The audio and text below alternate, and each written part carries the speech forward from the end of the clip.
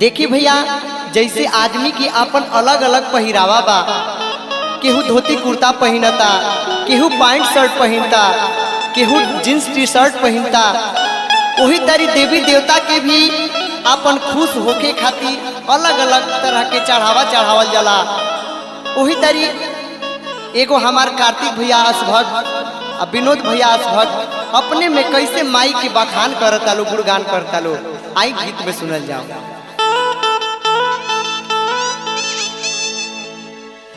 हरे काथी बिना शीतली माई के, अरे ओठवा झुरइले राम कि काथिए रे बिना ना, कि काथिए रे बिना ना, काथी बिना शीतली माई के ओठवा हो झुरइले राम कि काथिए रे बिना ना, काथी बिना शीतली माई के ओठवा झुरइले राम की काथिए रे बिना ना। भैरव बाबा भोइले माता वाला भाई राम की काथिए रे बिना ना। ओ भैरव बाबा भोइले माता वाला भाई राम की काथिए रे बिना ना। पान बिनु शीतली माई के ओठवा झुरइले राम की गजवा रे बिना ना। पान बिनु शीतली माई के ओठवा झुरइले राम की गजवा रे बिना ना। भैरव बाबा भइले माता वाला हे राम की गजवा रे बिना ना। हो भैरव बाबा भइले माता वाला भाई राम की गजवा रे बिना ना।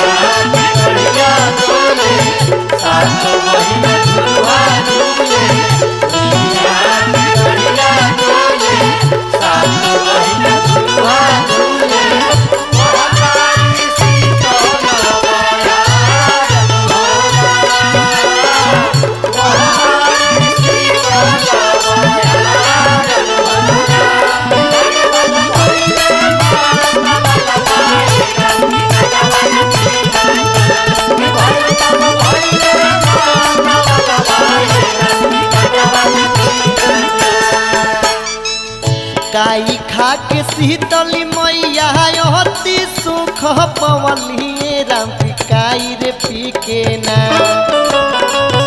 काई खा के शीतली मैया अति सुख पवलिए राम की काई रे पी के ना। हो भैरव बाबा भुइया लोटी अइले राम की काई रे पी के ना। हो भैरव बाबा भुइया लोटी अइले राम की काई रे पी के ना। पान खा के शीतली मैया अति सुख पवलिए राम की गजवा रे पी के ना। पान खा के शीतली मैया अति सुख पवलिए राम की गजवा रे पी के ना। हो भैरव बाबा भुइया लोटी अइले राम की गजवा रे पी के ना। हो भैरव बाबा भुइया लोटी अइले राम की गजवा रे पी के ना।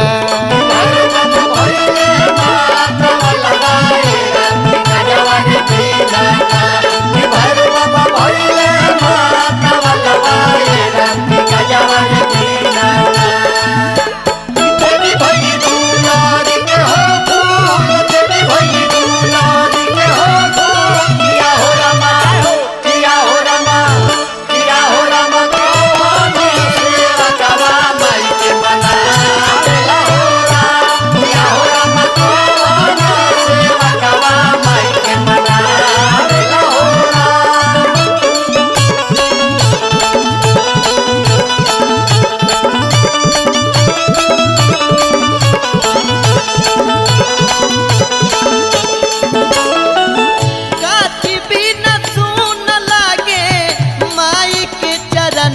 ए राम की काथिए रे बिना ना काथी बिना सुन लागे माई के चहरनवा ए राम की काथिए रे बिना ना लागे सुनाई बदनवा ए राम की काथिए रे बिना ना कि लागे सुनाई बदनवा ए राम की काथिए रे बिना ना पावे पोहे जनिया बिनु सुन चहरनवा हुआ फरनवा बिना ना पावे पोहे जनिया बिनु सुन चहरनवा भरनवा बिना ना कि लागे सुनई बदनवा हुआ भरनवा बिना ना कि लागे सुनाई बदनवा हो भरनवा बिना ना